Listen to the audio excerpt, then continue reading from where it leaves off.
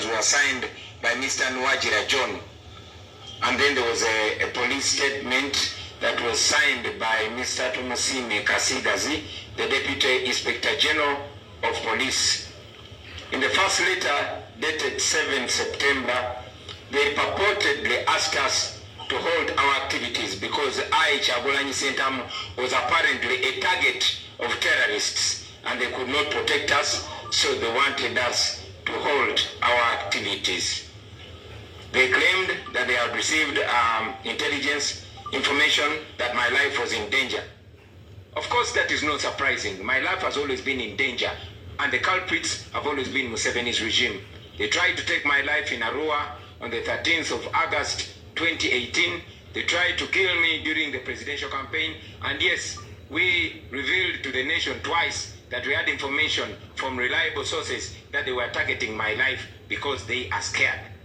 This is not surprising because this is their historical modus operandi. This is what the NRA regime has been doing since their days when they were still rebels and therefore terrorists. As soon as we announced our mobilization tour, they immediately started talking about the terrorism. They were not talking about the terrorism when Museveni's son Onabanja were moving around the country. But as soon as we announced our program, then the talk of terrorism came out.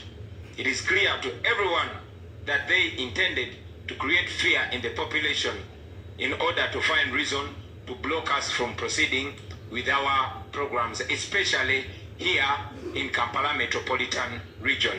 You know they are very scared. Everyone knows their intention, but we constantly expose them. The second letter purportedly asked us to stop our activities, claiming that we haven't been abiding by the regulations. Now, first of all, when we wrote to the police, we just notified them. We never asked for permission from the police because there's no law whatsoever that requires us to seek permission from the police. So we did not ask for permission from them.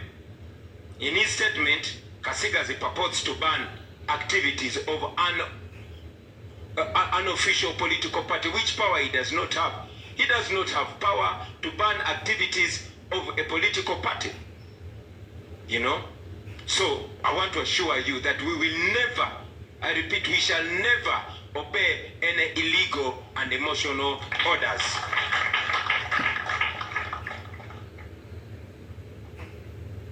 Secondly, they say that we have been blocking traffic. That is laughable, ladies and gentlemen.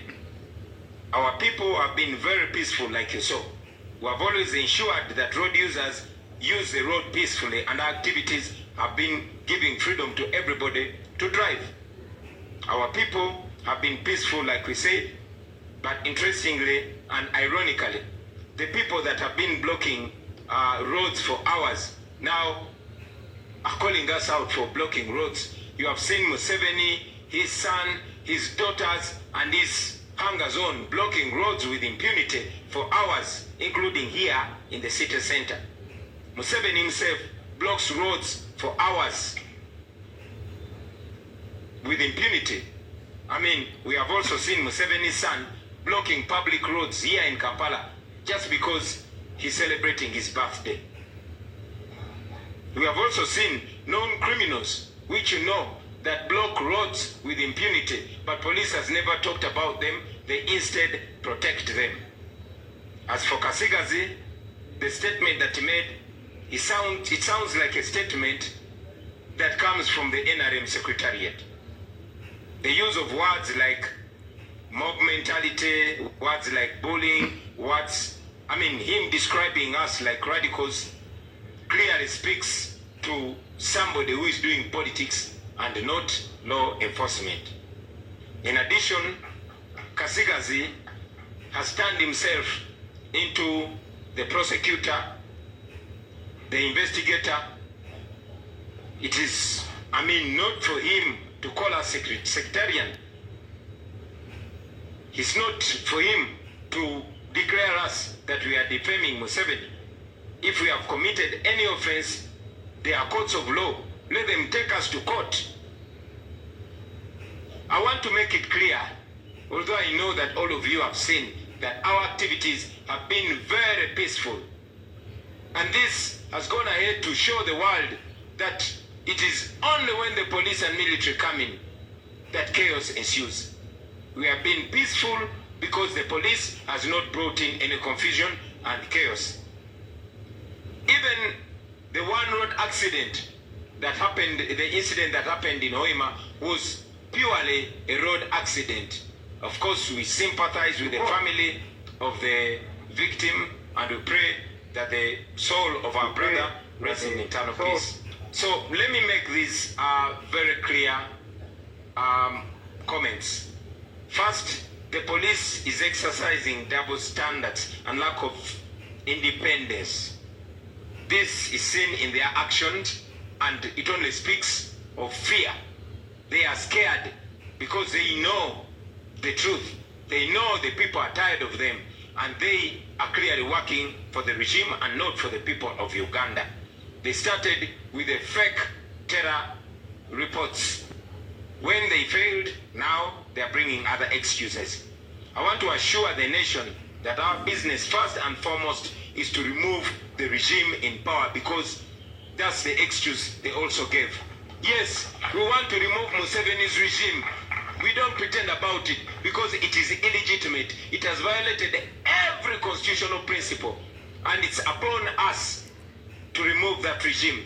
Article 3 of the Constitution empowers us to do what we have to do to restore our constitutional order. So we are within the Constitution. If you disagree with us, if you think we are breaking the law, we are ready to face the courts of law. I want to also reiterate that the police has any permission, as indicated in their letter.